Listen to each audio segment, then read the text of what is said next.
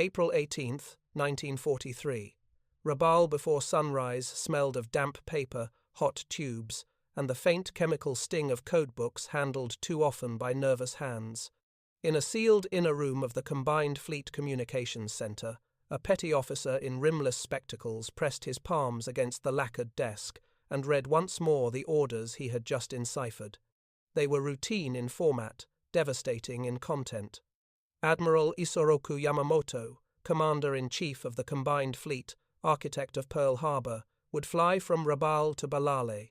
His schedule, so precise it could have been carved in stone: depart at 0600, arrive at 0930. Aircraft type: 2 Mitsubishi G-4M Betty bombers, escort by 0 fighters of the 11th Air Fleet. Purpose: morale inspection and forward command conference. It was the sort of leadership gesture Yamamoto favored: visible, forward, dangerous. It left the cipher room as 5-digit groups in JN25, D, the Imperial Navy's pride. Once stripped into additives and superenciphered, the message became a neat ladder of syllables and numbers destined for radio transmission. A line of characters on rice paper, burned after use, replaced by belief in secrecy and divine mission. At the key table, the junior radio man exhaled. "Transmission ready, sir." The watch officer nodded. "Send." On the other side of the Pacific, in a stifling wooden hut on Guadalcanal, another message sat waiting, same meaning, vastly different clarity. Magic had broken JN25 long ago. American cryptanalysts, those ghost soldiers with pencils and headaches, had taken the 5-digit blocks and restored them to language. The itinerary that left Rabaul hidden in 5-digit darkness arrived in Allied hands in bright, merciless English. NTF 131755. The tag number alone hummed like danger. A decoded header, brisk and calm: Commander-in-Chief of Combined Fleet will inspect. Forward bases on Bougainville. Arrival morning of April 18th. Rear Admiral Joseph Rochefort had once said breaking a code was like learning to hear ghosts. Now the ghosts spoke clearly. The Pacific War's most famous admiral had handed the Americans his route, his time, his vulnerability. Vice Admiral William Bull Halsey read the decrypted schedule with a grin that never quite softened his eyes. "We'll get him," he said simply. No chest-thumping, no rhetoric, just a flat verdict. They would cut off the spear by killing the arm that held it. Orders moved faster than weather. The call went to the 13th Air Force, then down to the 339th Fighter Squadron men, who had learned the hard way that the Pacific did not forgive error. Their mounts: Lockheed P-38 Lightnings, twin-boomed Predators that could fly farther than any other Allied fighter in the theater. Major John Mitchell gathered his pilots in a hut that still smelled faintly of jungle mold and aviation fuel. He laid a ruler across a map of the Solomon Sea, drawing a 90-degree diagonal from Guadalcanal to Bougainville. "We fly this line," Mitchell said. "We find him on it." No mention of Yamamoto's name. Officially, they had intelligence from coast watchers. Unofficially, every man in the room understood the truth. Something vast and unseen had whispered in American ears. Intelligence would not say how they knew. The pilots did not ask. Duty asked only that they fly. Men sharpened pencils and scribbled headings, bearings, fuel loads, drop tank jettison points, turn-back times. In the jungle beyond, the insects buzzed as though war were none of their business. Meanwhile, at Rabaul, the Japanese radio watch worked through an unremarkable morning. Signals discipline on American circuits had improved markedly in recent months. Call signs rotated, transmissions shortened. Yet little seams of habit remained. A time check slipped out, position grid referenced in tone rather than detail, enough to prick the ear of a seasoned operator. Corporal Nishida, a 23-year-old wireless operator from Yokosuka, listened to an Allied frequency and frowned. Twice that week, he had logged American transmissions whose time marks eerily mirrored Imperial aviation activity. And yesterday, an English voice, half mocking a Japanese bearing grid reference, repeating a syllable that sounded suspiciously like buin. Coincidence? He did not believe in coincidence where radio waves lived.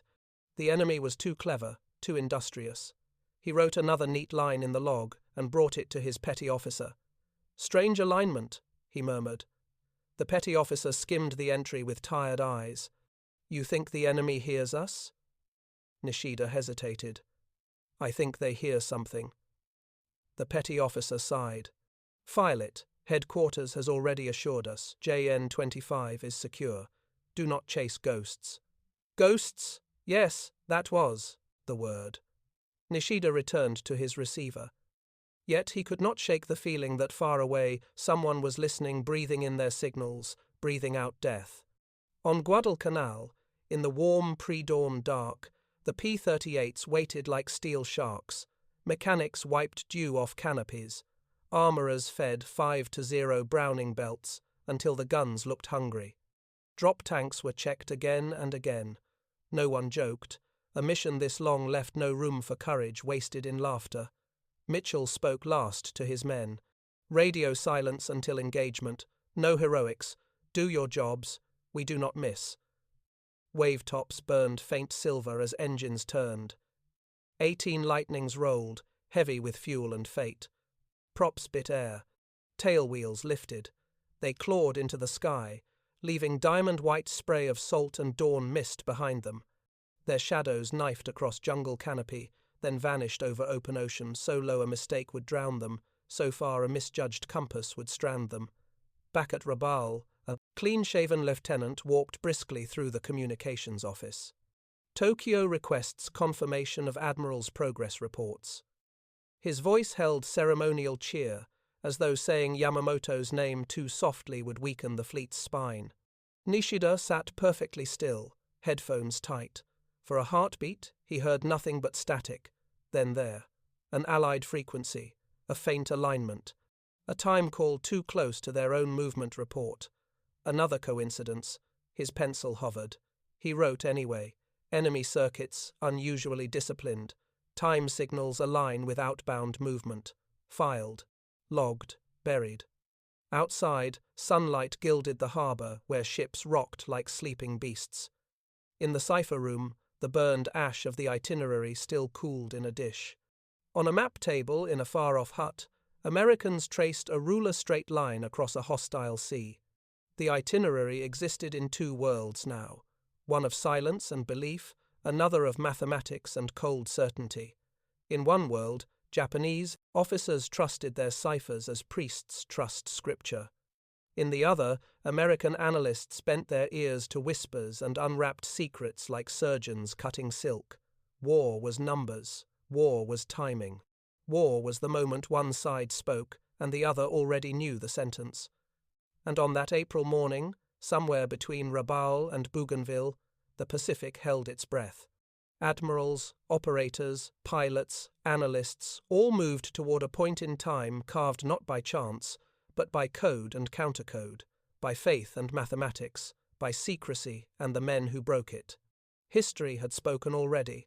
The radios had only begun to echo. Dawn bled into full morning over the Solomon Sea. The P-38s had settled into their long, silent arc, 18 blades clawing humid air, 18 cockpits silent but for oxygen hiss and the crackle of nerves. No chatter, no comfort. Radio silence ordered. Radio silence held. Even heartbeats felt like violations. They flew so low waves misted their windshields, so low crew chiefs back at Henderson Field would later swear they could count barnacles on drifting logs. But above them, in the invisible spectrum where war truly lived, another battle brewed, one not fought with guns, but with awareness. At Rabaul's wireless direction-finding post number 3, Corporal Nishida lifted his headphones, convinced his ears lied. Allied circuits, normally sloppy with slang and easy laughter, had shifted again. Shorted calls, tight pulses, even silence weaponized. He leaned in, adjusting gain knobs with fingers trained to read noise like scripture. Static. Then a clipped American voice official, measured. Zulu confirm, repeat last group, over. A normal phrase, yet the timing was wrong, precisely aligned with outbound Japanese flight schedules. Beside him, Petty Officer Nakahara yawned, unimpressed. Americans speak often, they blunder often.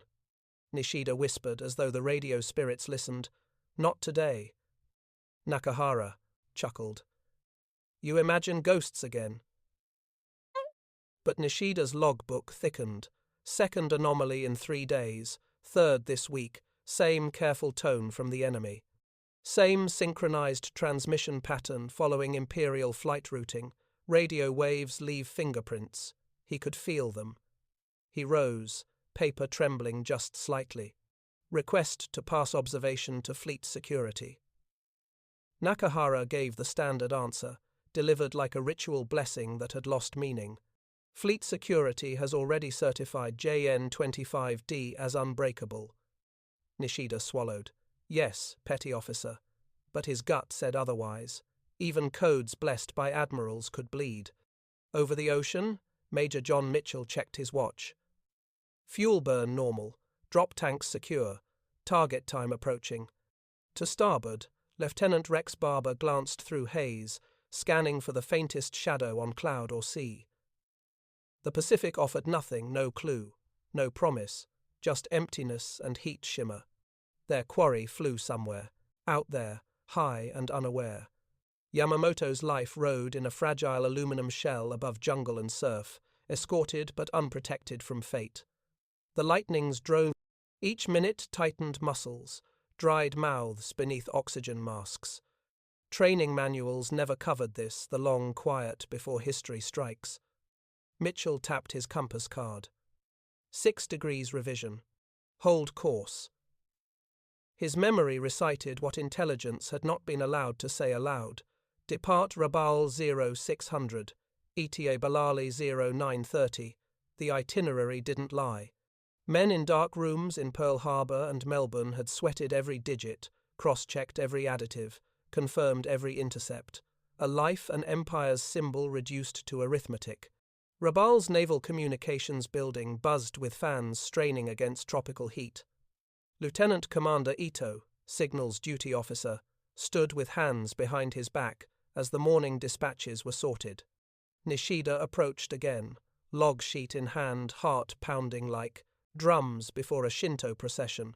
Sir, repeated correlation of Allied circuits with our aviation schedules. I request review. Ito scanned the page, brow tightening briefly just enough for Nishida to hope. Then the officer's jaw set with bureaucratic certainty. Weak coincidence. Americans lack the skill. Our naval code remains secure. But sir, Ito cut him off. Enough. Intelligence cannot act on nervous imagination. Do your duties. Leave strategy to officers. The dismissal stung, harsher than scolding. Nishida bowed stiffly and returned to his station, shame and dread twisting in his gut. Codes had rules. Men had pride. Pride was harder to break. 9,000 feet over Bougainville's jungles, Yamamoto's G4M droned serenely. Inside the forward bomber, the Admiral reclined in his seat, gloved hand resting on a briefcase of inspection papers. He believed in discipline, in charts, in knowing the enemy through logic and study. Chessboard precision. A. Warrior scholar. No one told him the board had already shifted. He peered out the glass at the impossible greenness below. Coconut palms, rivers glittering like steel threads. The arc of the Pacific, the ocean he'd studied in America as a young officer, where he played poker with future enemies and warned Tokyo of American might. He had predicted this war would last 2 years, not more, lest Japan drown in American steel and aviation fuel. 2 years had nearly passed. His prediction, the one that earned scorn in Tokyo, had shadowed him like prophecy. He closed his eyes briefly. Duty forced him forward. Arithmetic condemned him. Over the Solomon Sea, Mitchell spotted a distant glint. Altitude 10,000, bearing true to the intelligence plot line. He raised one gloved fist, a silent command. No radio. Eyes sharpened, blood surged, time compressed into heartbeats.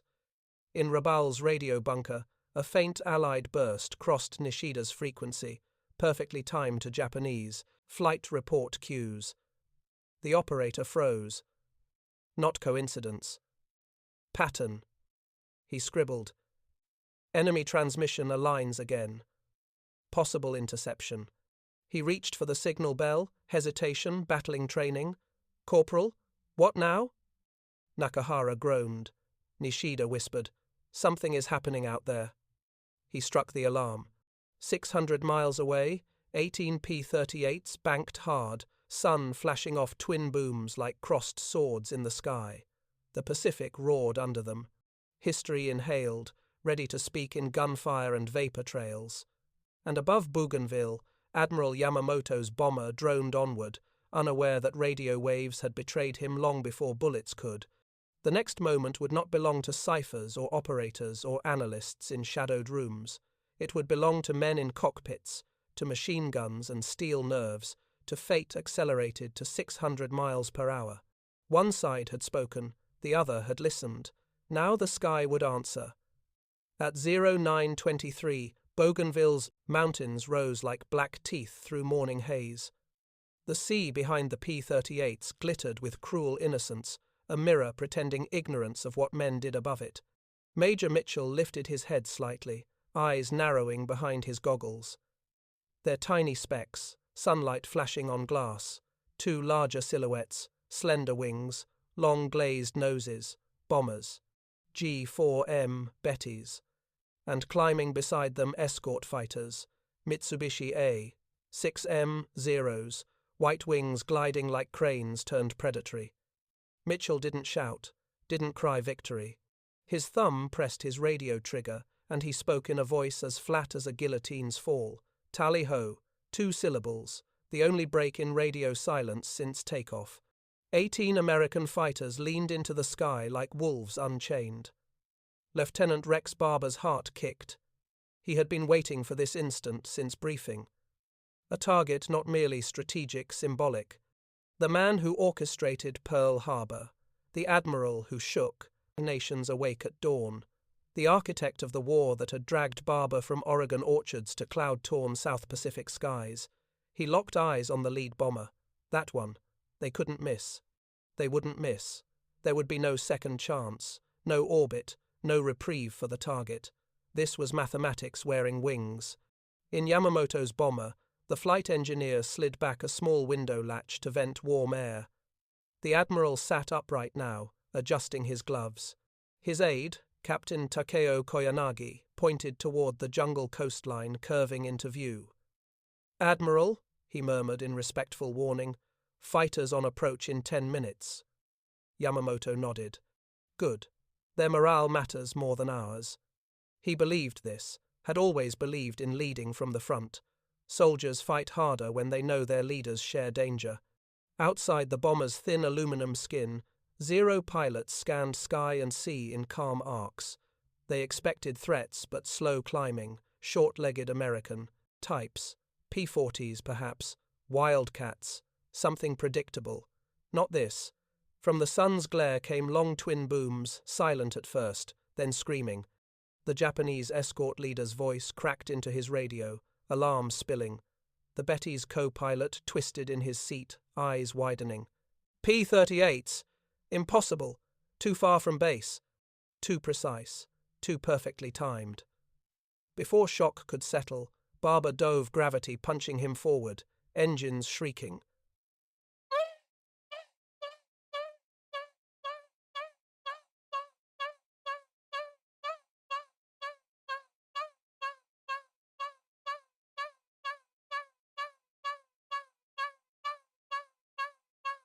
Barber whispered to no one. For Pearl Harbor. His P-38's nose vibrated as the 5-0 Brownings spooled fury. The Betty filled his gunsight green paint, white fuselage band, rising sun insignia.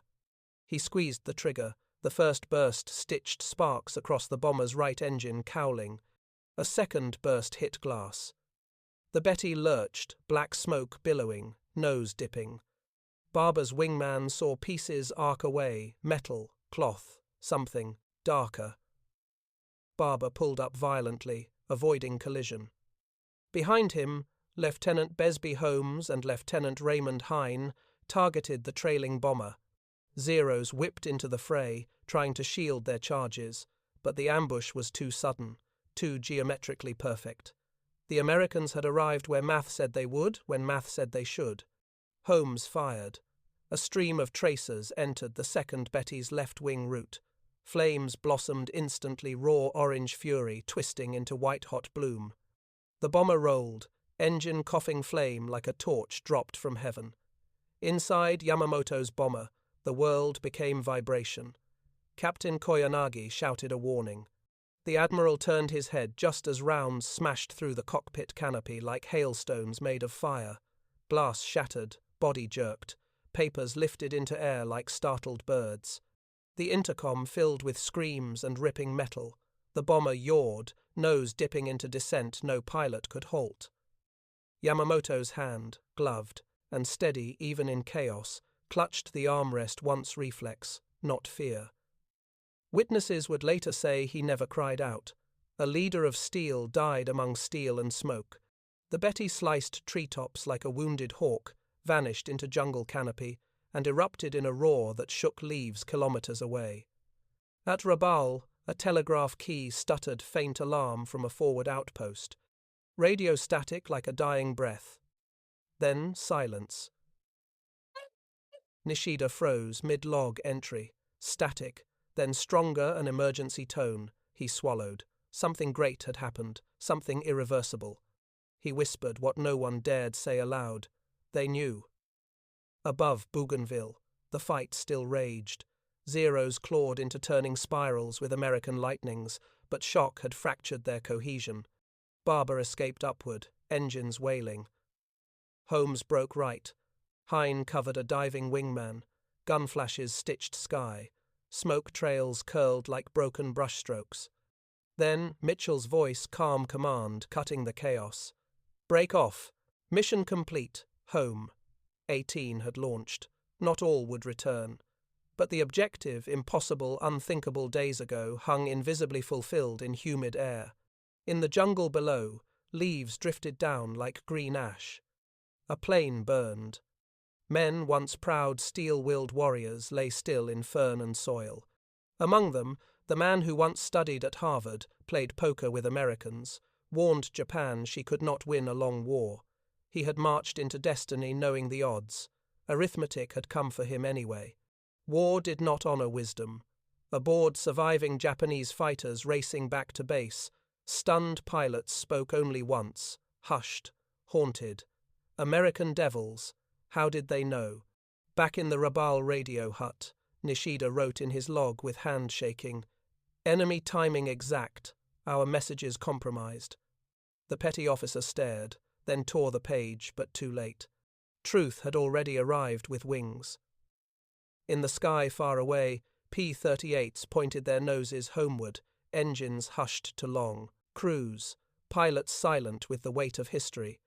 No celebration, no cheering, only quiet breathing and salt wind over aluminum. One chapter of the war had just closed, not with fanfare, but with radio whispers and jungle fire. The admiral who feared American industry more than their courage was gone.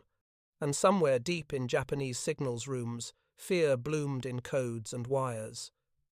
The ocean below glittered like nothing had happened. But the ether, the invisible battlefield, was forever changed. The P-38s flew home like ghosts, dragging fate behind them. Course steady. Throttles eased.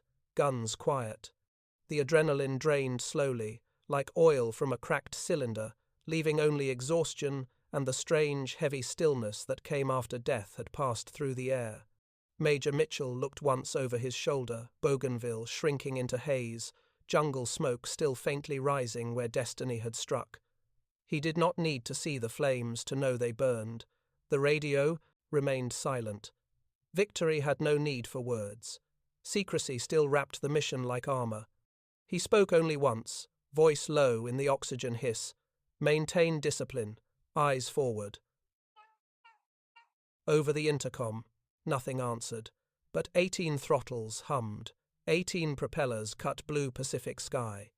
Each man flew with a thought he could not yet speak, not pride or relief, but the cold realization that they had been instruments of something vast and invisible. Codes, calculations, fate, and themselves, merely the edge of a very long spear. 7 hours of fuel, 7 hours of quiet reckoning. On Bougainville, villagers in palm thatch huts stared at the rising smoke plume. They had seen aircraft crash before war was not new to them, but never one so large, so sudden.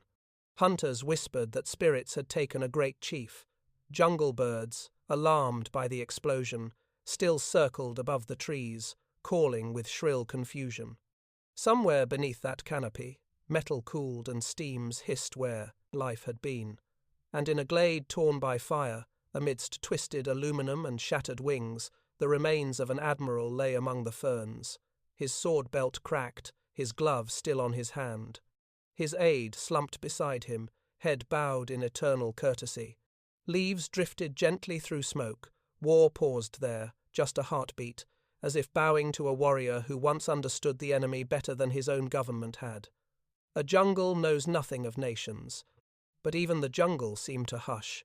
At Rabaul, alarms beat the air like frantic wings. Teleprinters rattled, clerks sprinted. Officers barked orders, their voices brittle.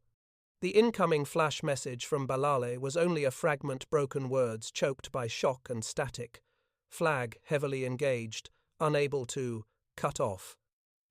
Lieutenant Commander Ito slammed a palm against the table. Reconnect! Reconnect now!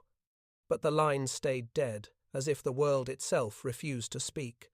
In the radio room, Corporal Nishida's pencil lay, forgotten.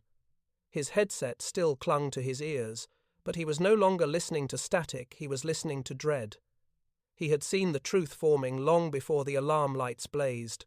The enemy had not been guessing, they had known. He whispered, not to his petty officer or his commanding officer, but to the room, as if the circuits themselves might answer. They heard us. Nakahara, normally unshakable, swallowed hard. Impossible! Nishida stared at his log, the ink still wet. They were waiting. Exact time, exact place. But our code, Nakahara protested weakly. Codes are made by men, Nishida whispered, and men can break them. His hands shook, more from sorrow than fear. He had not saved his admiral, but he had understood before others dared to. That knowledge burned like acid. Aboard Japanese Zeros, returning to Rabaul, silence held the cockpits. The surviving escort leader radioed a single transmission, voice raw. Taisa Yamamoto, shot down. No florid language, no ceremony. The sky did not respect grief. The pilot's voice cracked mid-sentence. He, too, understood what the jungle now held and what the failure meant. Enemy fighters precise, exact time, exact route. His transmission dissolved into static. Operators on every Japanese net froze. No one spoke. It was as if the entire Imperial Navy held its breath, afraid to even think the terrible conclusion forming in every mind. If Allied fighters knew the exact minute of Yamamoto's flight, how? Guadalcanal grew from the horizon, a green bruise against blue water. Mitchell lowered his wheels, flaps whispering open. He and his pilots descended from the long vigil like climbers returning from a deadly peak. On the strip, ground crews ran forward, eyes shining with unasked questions. But Mitchell did not remove his oxygen mask until his wheels touched dirt. Only then did he speak into the microphone. Lightning 1 to control. Mission complete. A pause, heavy as history.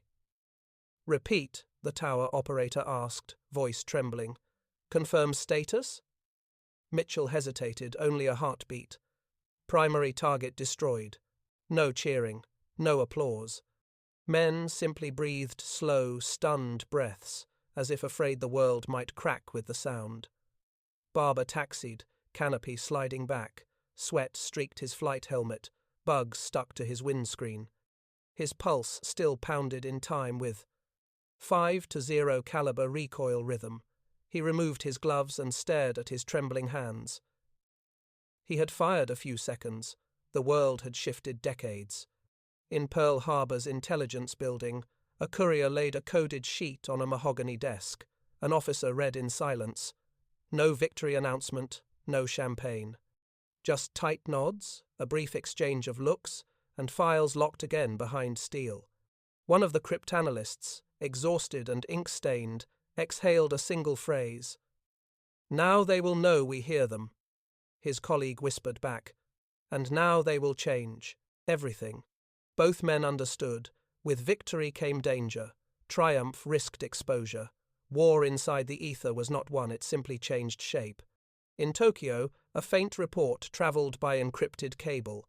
Commander Yamamoto's aircraft missing. Politicians in crisp uniforms froze mid-stride. Hands tightened on papers. A minister lit a cigarette with hands that refused to stay still. No one yet spoke the truth aloud, but whispers began, soft and poisonous. How did the Americans know? Who betrayed us? Who listened? Across every code office, every listening post, every ship, every bunker, a fever began not of disease but of doubt. JN-25D. Breached? In Rabaul's radio room, Nishida stared at his headset on the table.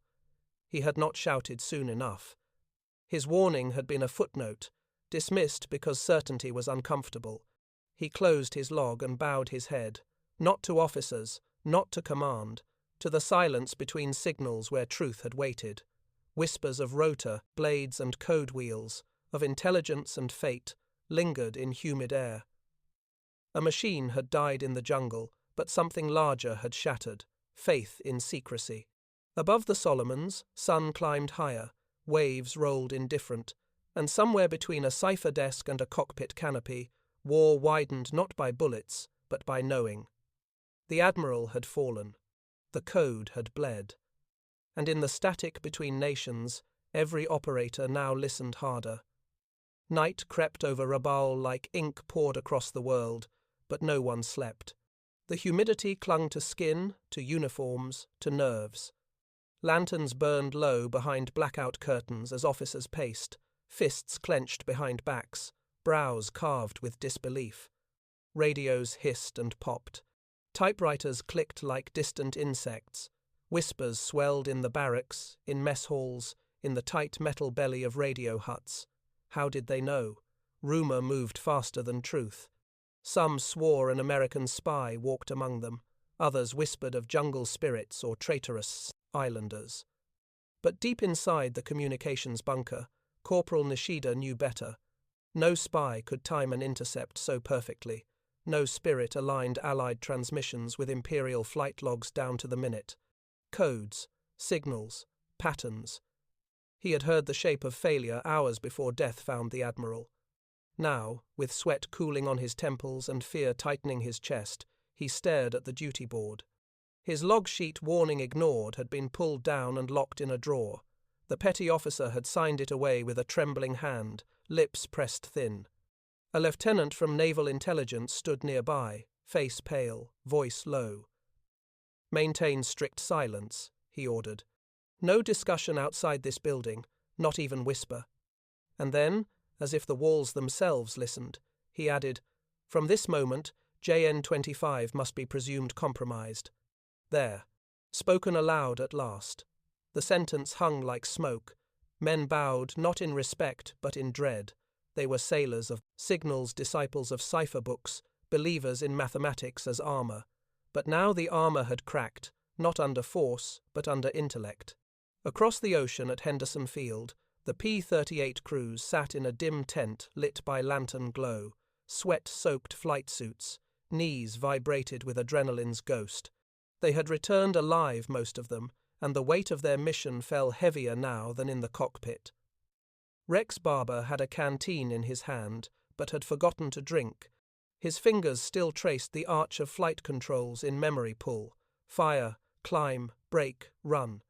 He saw again the Betty's left engine erupting, the wing blazing like torn fabric soaked in fuel.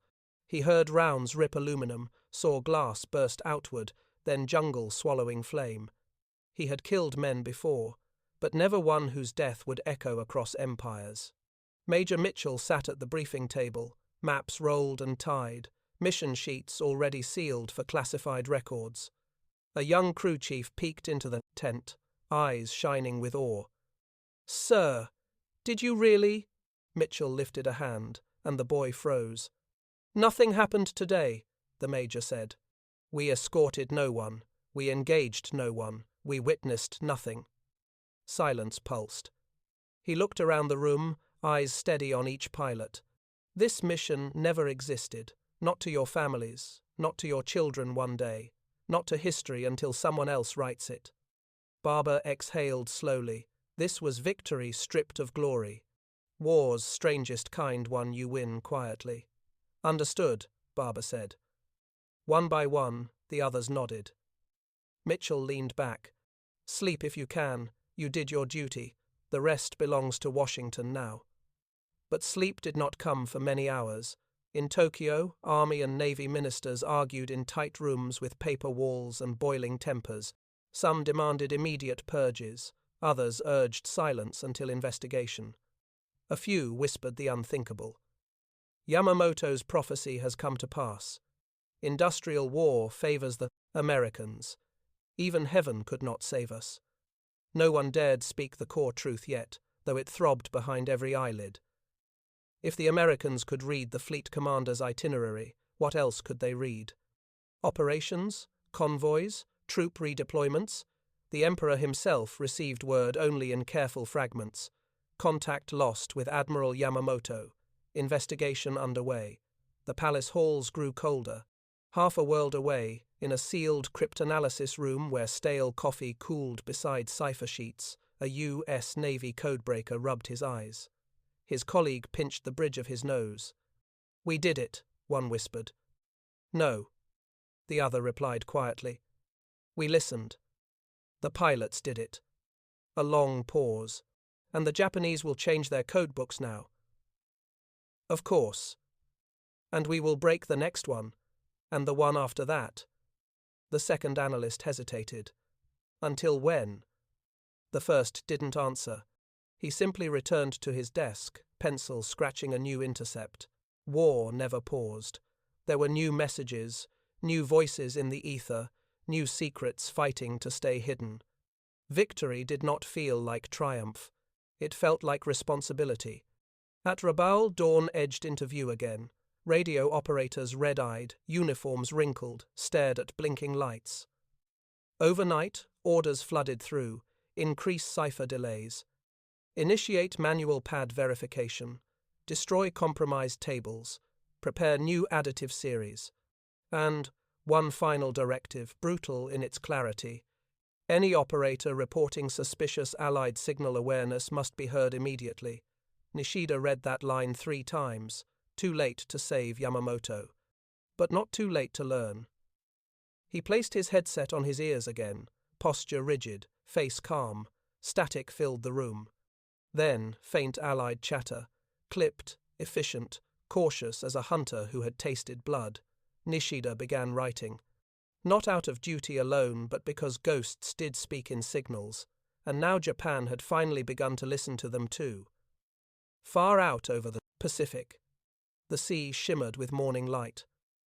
Somewhere beyond horizon, P-38s rested on coral runways, and in the jungle, an admiral lay among ferns, a silent testament to the war's new battlefield one fought in wires, waves, and whispered numerals. Yamamoto had believed arithmetic would decide the war. He had been right, and in the coded heartbeat of the ether, the next chapter was already forming. Morning in Rabaul tasted like fear and damp paper. Stacks of codebooks lay open on long lacquered tables, red string markers dangling like arteries cut. Senior communications officers filed one by one into the cipher vault, their faces taut with a humiliation worse than defeat, exposure. Illusion shattered, faith punctured. Their secret world, once sovereign, now felt like a house of rice paper walls in a typhoon. A commander in immaculate khaki barked orders. "Section chiefs stand by. We will burn JN-25 additive tables on signal." A corporal struck a match. The sulfuric snap echoed too loudly. Flame took the first page, then the next, ink curling, numbers dissolving into smoky memory.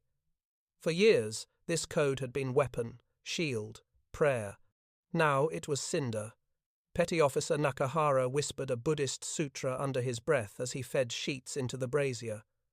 Beside him, Corporal Nishida watched flame eat secrets he had believed unbreakable. Their faces glowed orange, eyes hollow. Every ash that floated up felt like a confession to the sky. Our enemies listened. The furnace roared. Ash drifted out the vent and scattered like snow over coconut palms outside. Somewhere above, black smoke joined the morning haze, the same kind that had risen yesterday over jungle where metal and men burned. An officer snapped, "Do not look so haunted." The Admiral fell with honor. No one moved. No one saluted. In their eyes pooled a truth no uniform could shield them from. Honor had nothing to do with arithmetic. Across the sea at Henderson Field, the great pale dawn mess line smelled of burnt coffee, and victory no one celebrated. Pilots moved quietly, as if any loud sound might break the spell that kept their mission unseen. A radio crackled with distance and secrecy, then fell silent again. Rex Barber sat alone at the edge of the tent, helmet resting on his thigh. His eggs went untouched. A crew chief handed him a cigarette. Barber stared at it as if unsure what to do next with his hands, his life, his breath. "You flew well," the chief murmured. Barber nodded once. "I flew." He didn't say the rest, and someone died because I could draw a straight line across a map. Major Mitchell approached, collar unbuttoned, eyes red, exhaustion like a second uniform. He held a sealed envelope. Division's official report. Barber didn't reach for it. "There's nothing to sign," Mitchell continued. "Nothing to admit, nothing to deny." Then softer, so only Barney could hear, "History will know someday, but not from us." It felt like swallowing barbed wire. Valor without praise, duty without song. Barber finally lifted his mug, drank cold coffee. The silence between them was heavier than gunmetal. "Major," Barber said quietly, "do you ever think we fought ghosts yesterday?" "No." Mitchell looked north toward Bougainville, toward the place where sky had swallowed men. "We were the ghosts." In Tokyo, the Navy Ministry convened behind paper doors thick with consequence. Admiral Nagano, face creased like folded origami steel, addressed a chamber of men who measured honor in silence. "We must assume code compromise." The word assume landed like a blade. Hands stiffened on lapels. Someone inhaled too sharply. Another whispered a name Yamamoto in the way priests speak of fallen gods. General Tojo's jaw worked. "We will hang spies." The naval cryptographic chief bowed low. "There were no spies." Then incompetence.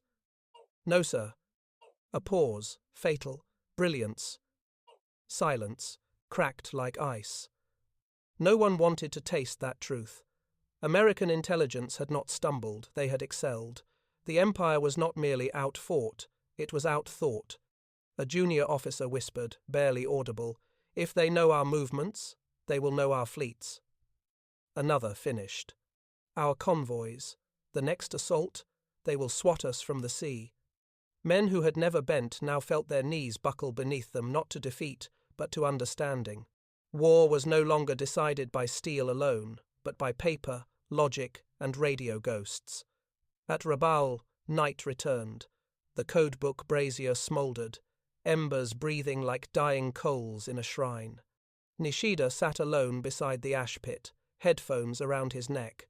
He scribbled lines in a private notebook, something forbidden, reflections, suspicions, fears. We trusted numbers as if they were armor, but numbers betray those who do not change them. He hesitated, then wrote one more. "The enemy hears us. If we survive, it will be because we learn to whisper." Footsteps approached. He closed the notebook quickly. It was Nakahara, carrying 2 tin cups of weak tea. "They say the Admiral died instantly," Nakahara murmured. Nishida accepted the cup, steam rising like a ghost. "Better than not knowing," Nishida whispered. "Better," Nakahara echoed. "Or worse?" Neither man answered. Wind hissed across antenna lines overhead. Radios slept, but the air vibrated, still humming with unseen voices. Men stared at the stars. Somewhere beyond them, fate listened. A faint Allied signal crackled into Nishida's ear, barely a whisper in the static. He froze, every nerve taut. It was English, calm, confident, professional. Repeat signal check, net secure. He removed the headphones slowly and set them down as one might place incense before an altar. The war had changed. Not in explosions, but in invisible tremors. And in the silence after, Nishida realized something profound. Japan had built an empire of steel and courage. America had built an empire of signals and calculation. Steel could shatter. Signals did not bleed. He lifted his tea. "Tomorrow," he said quietly, "we start again." Nakahara nodded. In radio, or in war, there is no stopping. Above them, night spread deeper, endless, and listening. In the dark ether, where voices travelled unseen, the next battle already whispered to life. The ghosts of frequencies stirred, and both sides would strain to hear them. By late April of 1943, the Pacific had grown crowded with ghosts, some living, some mechanical, some invisible. Between Rabaul and Guadalcanal, the air was thick not only with aircraft but with messages, hundreds of them each hour, leaping from mast to mast, ship to ship, island to island. Every frequency sang with coded breath. Every word had to cross an ocean of ears. And now everyone Japanese, American, even neutral islanders who heard strange hums in coconut radios knew one truth. Someone was always listening. At Rabaul's communications compound, the sound of decoding machines had become a dirge. The type bars clacked more slowly. Operators hesitated before tapping over. The metallic certainty that had once bound them to Tokyo was gone, replaced by hesitation, a shadow between keystrokes. Corporal Nishida, who once loved the order of radio work, now dreaded his own craft. Each transmission felt like standing naked beneath a searchlight.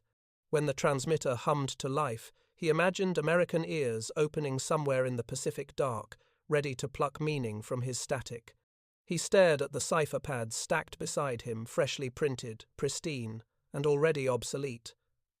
New codebooks arrived every week now, rushed from Tokyo like medicine to a dying patient. They bore new additives, new randomizers, new frequency shifts, each one more complex than the last. Yet beneath the numbers, Nishida sensed futility. You could change the locks, yes, but not the architecture of the house. War had entered a new phase, one fought not with steel or fire, but with patience, intellect, and the invisible geography of the airwaves. Across the ocean at Pearl Harbor's Station Hypo, Commander Joseph Rochefort's successors worked in air so dry that paper crackled under their fingers. They knew the Japanese had changed systems. They could already see the rhythm shift, new 5-digit patterns, new prefixes, different channel discipline. But to trained cryptanalysts, changes were like new accents in an old language. Beneath the surface variation, the grammar remained. A young Navy linguist pointed to a frequency log pinned on the corkboard. "They've doubled their filler traffic," he said. "Means they're scared," his chief replied, "and cautious." "Scared men make mistakes," the chief said. He circled 3 repeated 5-digit groups with a pencil. "There," they reused an indicator. "That's habit, not policy. Keep watching." War in the ether rewarded the patient. Every repetition was a weakness. Every comfort was a leak. In Tokyo, Yamamoto's funeral preparations consumed the Navy's soul. Officially, the cause of death remained in combat. Unofficially, officers whispered the forbidden name of the American code-breaking system magic as if it were witchcraft. Admiral Ugaki, Yamamoto's loyal deputy, returned from Rabaul hollow-eyed. He had seen the wreckage. He had touched the twisted metal of the Admiral's plane, still warm in the jungle clearing. His report to the Imperial Navy Board was brief and terrible. They knew the time, the route, the altitude, not 1 minute's deviation. He recommended sweeping overhaul of all signal systems. He spoke of American radio miracles, with both contempt and awe. But deep down, even Ugaki understood what Yamamoto himself had foreseen years earlier, that America's true strength lay not only in factories and aircraft, but in organization, in the ability to make information itself into a weapon. Japan had fought with courage, but America fought with systems. At Guadalcanal, Major Mitchell received a sealed directive from 13th Fighter Command. He gathered his men quietly in a tent lit by one bare bulb. The official statement will say the Admiral's plane was engaged on routine patrol. You will never mention the source. You will never confirm you were part of the intercept. One of the younger pilots frowned. Sir, the Japanese will know we were waiting for him. Mitchell's gaze hardened. They'll suspect, but knowing is different from proving. Don't make it easy for them. Rex Barber leaned back in his chair, expression unreadable. They'll change their codes. Mitchell nodded. And we'll break the next ones. He folded his orders and pocketed them. Gentlemen, history will one day tell this story. When it does, let it be about precision, not pride. The pilots rose slowly. No cheers, no swagger. They left as soldiers of silence. Meanwhile, in Rabaul, the Japanese signal officers began their own grim arithmetic. How long had the Americans been listening? How many convoys lost because of messages read in Pearl before they reached the fleet? They began to audit transmissions, comparing sent and received times, searching for patterns, for phantom betrayals. One lieutenant compiled a list of impossible coincidences. American raids arriving within minutes of decoded weather reports. Torpedo bombers intercepting destroyer groups along planned refueling lines. The Yamamoto ambush matching an exact flight plan. He pinned the list to a corkboard above his desk and circled 3 words at the top. The phrase spread through the compound like contagion. By June, JN-25 had been replaced entirely, but morale never recovered. Officers no longer spoke of unbreakable ciphers. Instead, they spoke of temporary shields. Nishida found himself posted to a forward station in Truk Lagoon, a floating fortress that felt already like a tomb. His orders were simple: monitor Allied transmissions, record unusual timing, report anomalies. He obeyed. But sometimes, in the middle of the night, when only the static whispered, he imagined the Americans doing the same, one man with headphones, one pencil, listening back. He began to hear ghosts in the airwaves, fragments of both languages, Japanese clipped with English rhythm, English softened by Japanese vowels. It was as if the frequencies themselves were merging, forming a new dialect of war. War had always been about killing what you could see. Now it was about hearing what you could not. When the next American raid struck Rabaul in late 1943, the Japanese knew it was coming. They had decoded fragments of an intercepted message. But the warning came too late. Bombs fell as the transmission finished printing. Nishida stood by his receiver, the room shaking, windows rattling. He looked at the line of text that had arrived moments before the first explosion. Target area, Rabaul. Repeat, Rabaul. The irony was unbearable. They had intercepted the enemy's voice, yet the voice had already become prophecy. After the smoke cleared, he walked outside. The antennas still stood like dead trees. The air smelled of ozone and burnt varnish. He looked eastward across the Pacific, toward the unseen listeners who had mastered the unseen war. He thought of Yamamoto's plane, the jungle grave, the flicker of Morse code that had carried him there. He whispered into the wind, "You heard us once, but we hear you now." And for a moment, as thunder rolled far out at sea, he could almost believe the sky answered. From then until war's end, no signalman in Japan ever keyed a transmission without wondering who else was waiting on the same frequency. Every message became a gamble, every word a risk. And so, when historians later called it Operation Vengeance, they misunderstood one thing. The vengeance had not ended with Yamamoto's death. It had only begun vengeance by listening, vengeance by learning, vengeance by the quiet annihilation of secrecy itself. War, the operators would later say, had changed on that April morning. From that day onward, It wasn't fought only with planes and bombs, but with the air itself. Because after that, every time a Japanese operator pressed SEND, he heard the echo of his own code coming back through static proof that somewhere, across the ocean, the Americans were still listening. Truk Lagoon, late summer, 1943. The water inside the atoll shimmered like mercury, calm and deceitful. Beneath its surface lay enough anchored power to project Empire cruisers, carriers, destroyers, but on the radio nets, only unease moved. Every operator in every shack knew what Nishida now called the echo. It began as coincidence, a faint repetition of call signs, a matching time group here, a parallel burst there. The Americans had grown bold in the air, yes, but it was the pattern on the airwaves that unsettled men more deeply than bombs. At exactly 0900, Nishida's receiver ticked once, twice, then a brief carrier tone that should not have existed. He froze, pencil hovering. Again, the faintest burst of his own call sign returning to him, like his voice whispered back by the sea. He marked the log. Time, 09:02. Signal strength, 1.5. Direction, indeterminate. And then, under his breath, they are reflecting us. His chief glanced over. What? Nishida swallowed. Not jamming, not interference, reflection.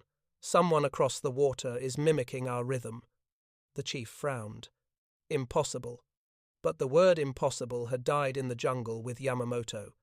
In Washington, D.C., a dozen time zones away, Navy Captain Layton read a report from the Central Bureau, the Allied Radio Intelligence Unit, based in Brisbane.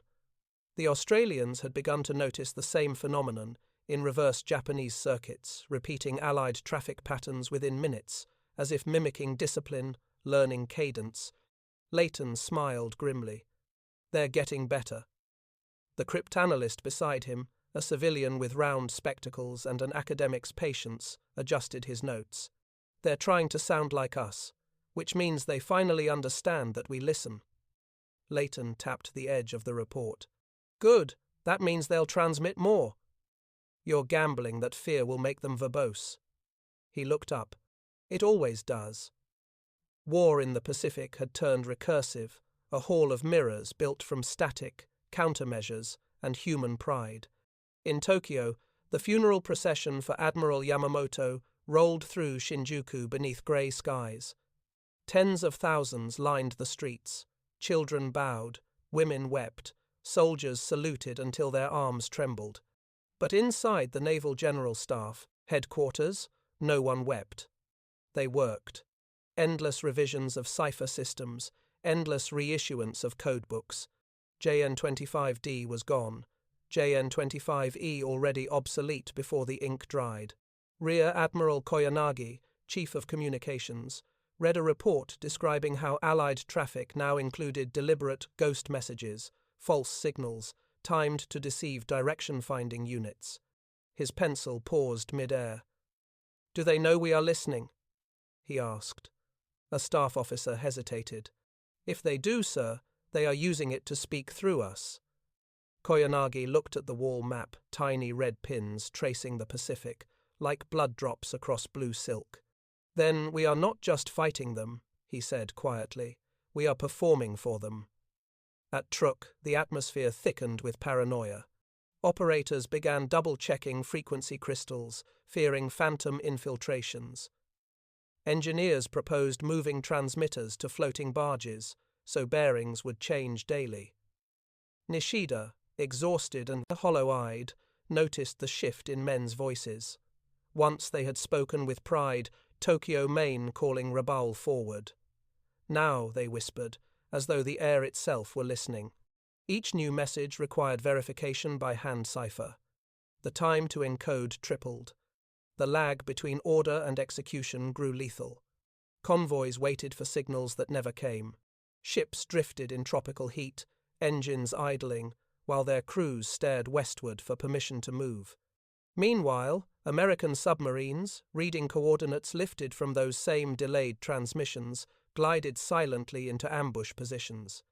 In September, Nishida's team received an instruction from Tokyo to test the new RO cipher, a derivative built from emergency additive tables. They were to send a standard message, a weather report, and await confirmation. He keyed the transmitter. "This is Truk. Surface temperature 31 Celsius. Winds light easterly. Pressure steady. Over." An hour later, an English language broadcast from Guadalcanal's armed forces radio included a cheery segment. "Lovely day for flying today, boys. Calm seas, 31 degrees, light easterly breeze." Every man in the shack froze. Someone dropped a cigarette. The announcer's voice carried laughter.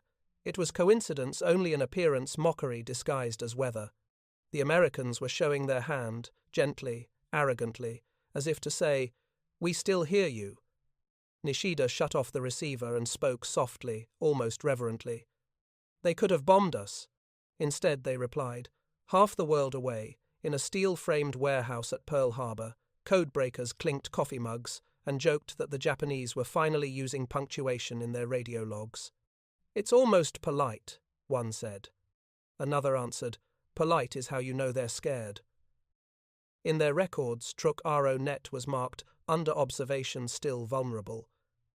The Americans now measured victory in milliseconds of delay between sent and received messages, in subtle hesitations of a keying hand.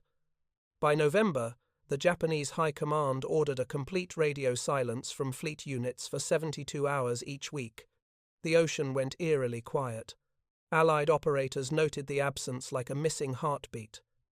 "It's the silence that's loudest," an analyst wrote in his daily report. At Truk, Nishida filled that silence with memory.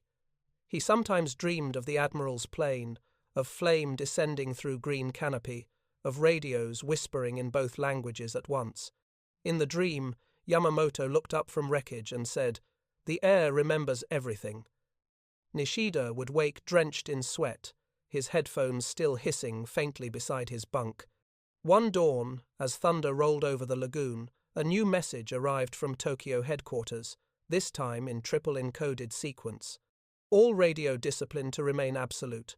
No transmissions without encryption confirmation. Intercept units to focus on Allied deviation, frequencies. He decoded it carefully, then read it again. The final line chilled him. "The enemy listens because we taught him how." He stared at those words for a long time. They were both accusation and confession. Because, in truth, Japanese naval cryptology had pioneered many of the very techniques America now used: frequency hopping, directional triangulation, signal mimicry. The Empire had been the teacher, the student had merely perfected the art. That night, lightning flashed over Truk. The lagoon gleamed white-blue in the storm's pulse. Nishida stood outside the bunker, rain washing salt and dust from his face. From far above, thunder rolled with the deep, delayed cadence of distant guns. He thought of radios, millions of them across oceans, all humming, all hungry. War was no longer a thing that happened to men. It happened through them. The jungle could hide a wreck. The sea could hide a fleet. But the air remembered every word, and somewhere out there, across that infinite breadth between islands, another operator sat in another room, wearing another set of headphones, pencil poised, listening for him, listening back,